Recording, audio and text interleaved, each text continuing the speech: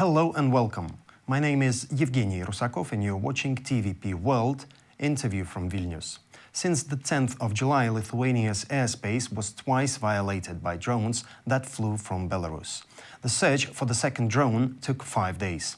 It was found at a Gaižiūnai military training ground, but one has to mention that this whole situation looks very turbulent. To discuss it, we are joined today by the Lithuanian MP and former Speaker of the Board of Lithuanian Parliament, Viktorija Čmilytė-Nielsen. Viktorija, thank you for coming today and thank you for joining us in our studio. Thank you. Good to be here. So, what's your overall position, what's your overall take on this whole situation?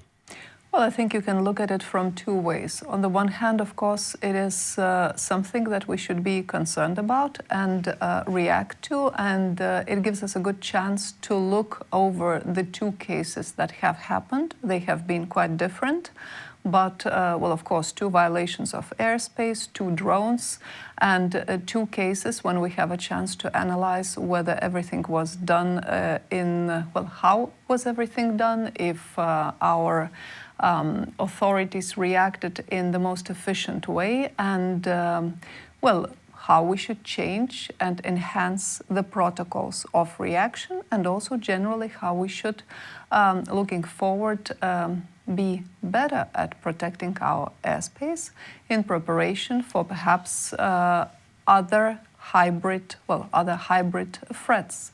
So on the one hand, it's worrying. On the other hand, it gives us a chance to prepare better for the future. What could you say were the biggest gaps in Lithuania's air defense system identified after those drone overflights from Belarus?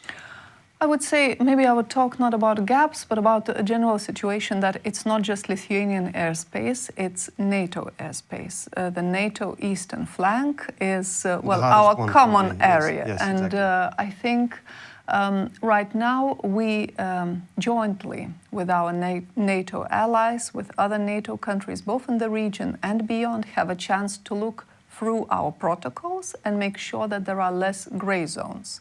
So in an ideal world, there would be several things that would have to be done in each such situation. First of all, the flying object, the drone, should be neutralized. How it is neutralized? Well, there is an array of options, because we have, of course, good cooperation with our Ukrainian colleagues, I mean, not just Lithuania, but countries in the region. And, well, there is obviously a lot of know-how that can be taken from there. Some of it is, but we have to make these processes much quicker. So that's one thing. A drone has to be neutralized, but second part, it is, of course, it should be documented, and the message to Belarus, to Russia should be sent that this is not acceptable. Was it sent, by the way? Well, it was sent with some delay. The ministry took care of that, so that is fine, but this should be a protocol without any kind of hesitation. And of course, well, once again, it's not just a Lithuania's problem. Of course, what we do is very important. We are NATO, but we should do these things jointly together with our allies, and all the information, all the documentation about any such kind of violation, even if it is done by a dummy drone, a drone which does not bring any kind of military threat, it has to be presented, again, at our common meetings, at our common sort of tables, and, well, and consecutive measures have to be taken forward. So I think this is the new reality of the... Unfortunately, but also of the, you could say, of a country that is definitely not at war, but lives with this difficult neighbor. Okay, by the way, do you know of any measures that have been already taken in order to monitor the border with Belarus? Well, this, of course, well, it's best to ask such of our military, and they have commented quite extensively on that. So the measures that can be taken are, of course, the question in everyone's minds was whether such drones should be shot at immediately. And I think, well, what our what our military authorities have been mainly talking about is that it's very important to monitor, and of course such things as jamming, as stopping them from crossing over by different kinds of measures have to be strengthened. So yes, the sort of the efforts are put into there.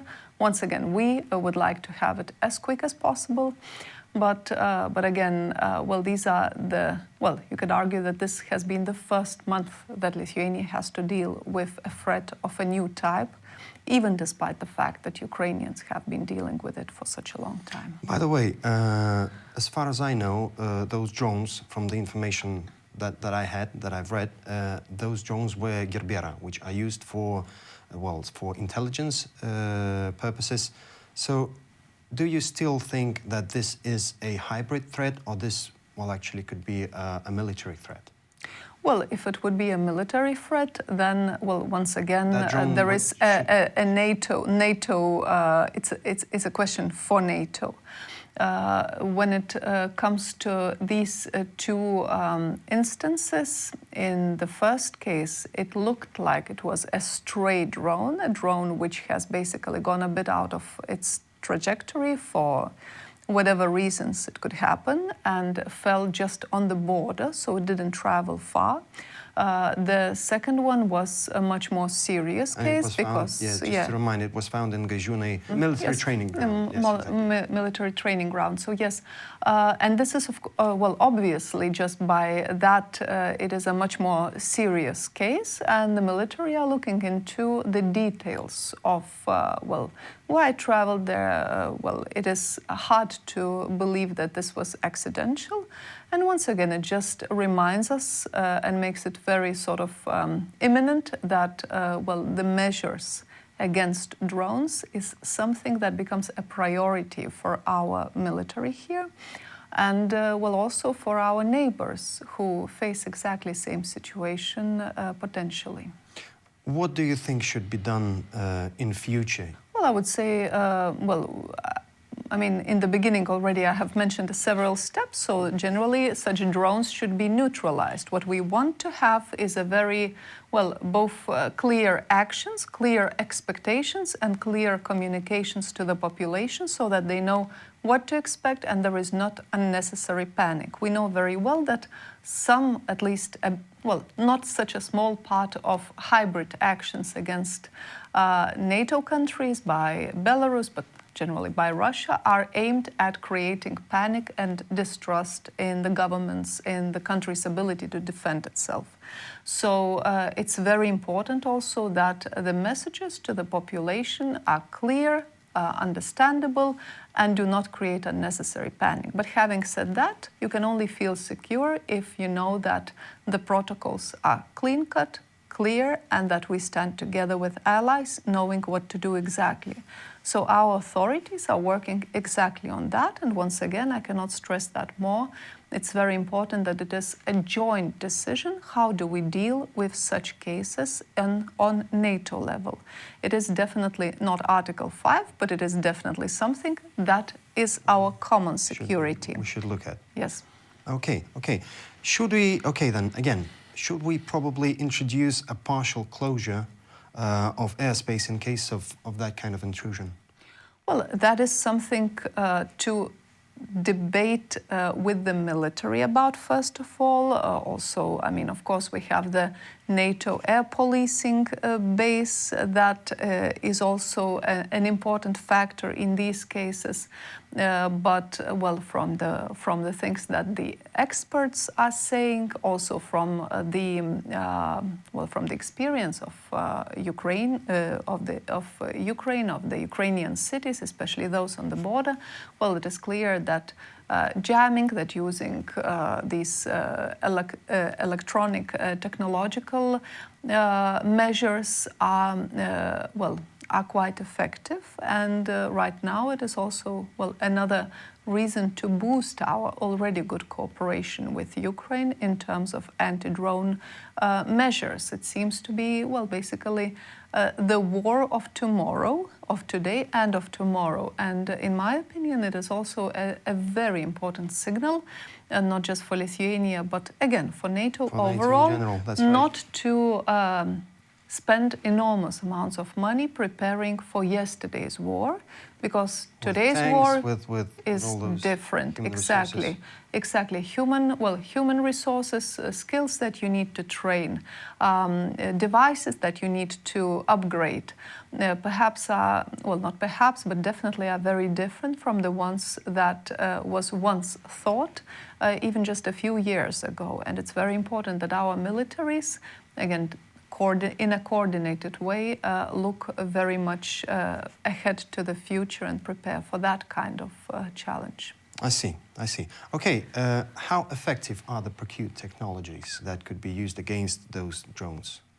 Well, obviously it is, if you call it a game, which it obviously isn't, there are two sides of it. So technologies on both sides, they're going forward very quickly, both attacking and defensive, proactive and defensive technologies. So in our case, well, it is very important to focus on the defensive part, which Lithuania has been doing all this time, and our political decisions in the parliament, for instance, if we sort of for a minute put away air defense, our leaving the mining the agreement on the mines, landmines, was aimed at the fact that we needed to make sure that we can build a defensive line on the border.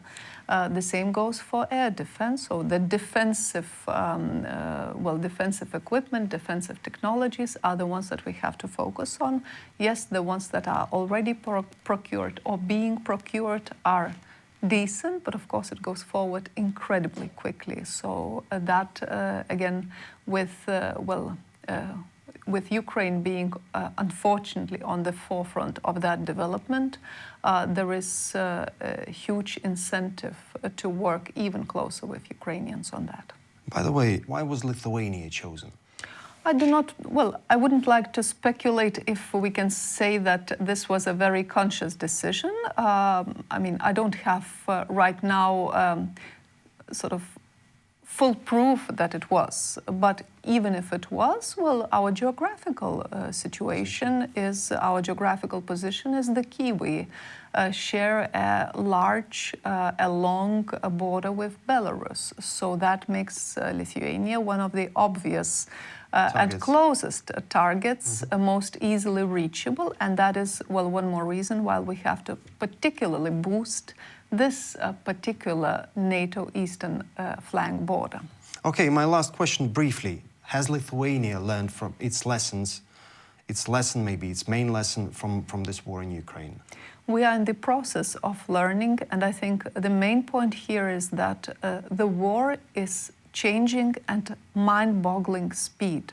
On the front line, it's changing every few months. We can see how quickly things are changing on the front line, and now and then we have delegations coming from Ukraine, from the places that are next to the front line, just sharing their newest experiences, and this newest experiences is always something new as compared to just a short time ago. So I think we are in the process, and some things that we're taking for granted in terms of heavy equipment, in terms of military strategy, even politicians as myself, who are not military people, know well that they have changed and they must change. So I think it's a never finished process. It is a difficult, complicated, challenging situation, but there is no need to panic. Brilliant. Viktorija, thank you for joining us today, and I really hope that we have less of those cases than we had by this moment. Thank you. Thank you.